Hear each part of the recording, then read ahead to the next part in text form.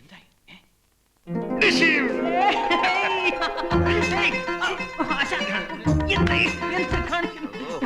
ഭയങ്കരൻ.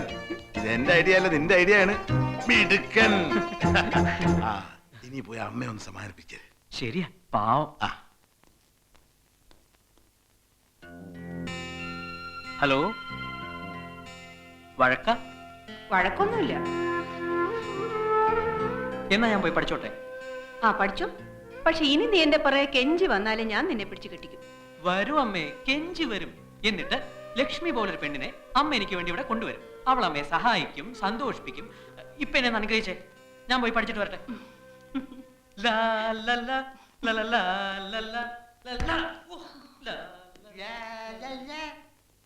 ഒന്നുകൂടെ പിടിച്ചൊന്ന് അമർത്തിയിരുന്ന അവനങ്ങ് സമ്മതിച്ചേനെ. എന്തോ അല്ല, നമ്മൾ ഒന്നുകൂടെ നിർബന്ധിച്ചിരുന്ന അവൻ കല്യാണത്തിന് സമ്മതിച്ചേനെന്ന്. ഈ അച്ഛനും മോനും തമ്മിലുള്ള കളി മനസ്സിലാക്കാതിരിക്കാനേ ഞാൻ അത്ര വിട്ടിയൊന്നുമല്ല.